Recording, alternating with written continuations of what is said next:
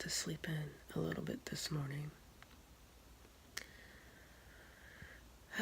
Some days I just wish I could just let someone else be me for the day.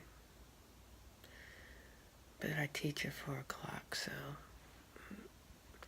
there's some things other people can't be for me. Alright, let's do this. So some mornings get delayed. And as I was saying in previous episodes, how when I get up, if I don't get my practice immediately right away, other things will kind of distract me, hijack me, get me out of staying the course. And this is something I think in all of our lives, we're trying to achieve this balance, trying to find the most effective way for our lives to unfold with ease and grace, to really find that that just smooth move, the flow. Like I like to intention in the morning when I do my practice, I like to align with the flow of my soul. And that was one of my mantras for a very long time. Now I've said it as I align with the flow of my soul and I am whole. Or I am whole when I am aligned in my soul's flow. And we all are looking for what works best for us, because we all have a different life and we can't compare ourselves to anybody else. What works for one person won't work for another, and what one person's truth cannot be filtered over or laid upon another, which is why when I was saying in yesterday's vlog, it's really important to see others through eyes of knowing that if we recognize something that the other person is unaware of, it's not our place necessarily to point things out for another person, because that's when the ego and the will gets involved. I feel the need to be right, or I need to help them, or I need to try to fix them. When we do that, what we're doing is taking them out of their personal experience, and oftentimes will cause resistance within them, that they'll reject whatever it is you have to say because it wasn't something they came to their own knowing, their own awareness of. See, the reality is we can have all the knowledge in the world, but it's not until we apply it and integrate it that it becomes wisdom. I can say what works for me. I can suggest things for people if they ask. Or maybe I may turn around and say, maybe this is of interest to you. Maybe I'll even offer it, but never to push or to try to fix or help someone. Because you have to learn to discern when a person is open, right, to receive it. Because not everybody is open and willing. Often people in dialogue will say they are looking for the best solutions, but they're not asking for your advice. Quite often when we hear ourselves speak, I know for myself with my mom, for years I used to talk to her, and it was never that I was looking for answers, it was just to hear myself. Because that is the reality of our conversations. Most of the times it's meant for us to hear our own selves. And when we really listen to what we're saying, we can find our own answers and glean our own wisdom. And so when you hear someone speak to you, listen with the intent to understand, to stand under them, versus looking to answer, reacting to respond, or look for the opportunity to give them a solution. Because nine times out of 10, people are not asking for your advice. They just want someone to listen to them and hear them, to see them, to feel them. And that took me a while to recognize, because even through many of the experiences I've had in my life, I didn't want anybody else to suffer much of what I had suffered. So, yeah, my intentions were good and I wanted to help.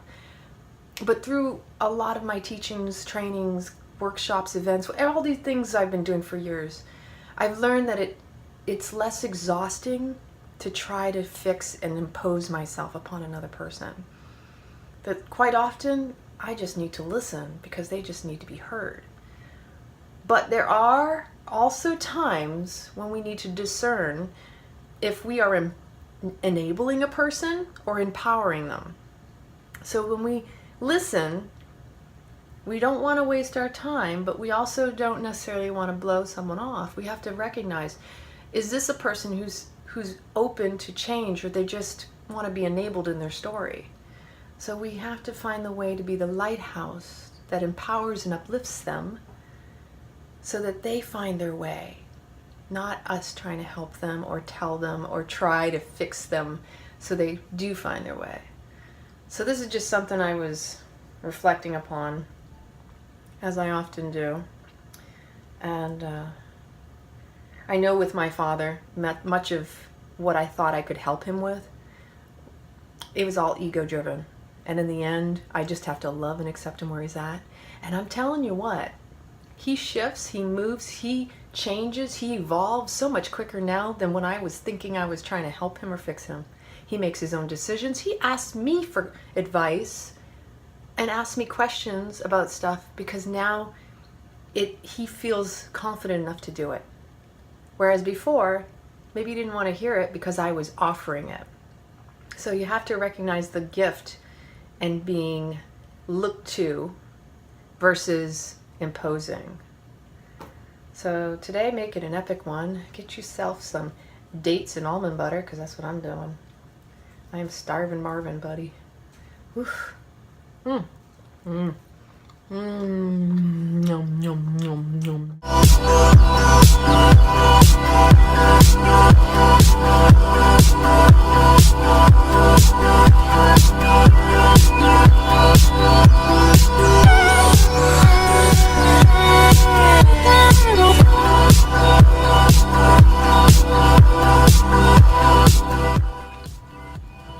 Keep it raw, stay rad. So just in case I never mentioned it, if you're local to the Clearwater area, come to Yoga Village every Sunday at 4 p.m. That is my regular class, and I will guide you for a long 1.5 hour amazing Kundalini practice. Today we're going to do the Kriya for Self-Renewal. And if I haven't already said so, I love you. I love you from the bottom of my heart, from the tips of your toes to the top of your head into infinity. May you have an amazingly blessed day, no matter what you face. If it's a challenge, look for the blessings. If it's a miraculous blessing in itself, just be more appreciative so it will grow more. You be you, baby. So I just finished teaching, and you see this amazing gong behind me, because I'm telling you, if you ever come to my class, you see that gong over there in the corner? I love playing it, or I should say it plays me or guides me how I strike it. Strike a gong, get to it.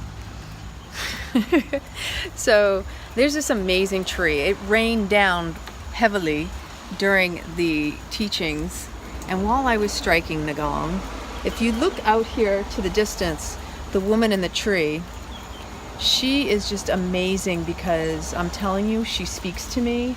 I don't know that everybody's gonna see what I see when I look at it, but she is just spreading her arms up to the sky, and she is embracing life as it is, as it shows up to her, and she shows up with messages for us.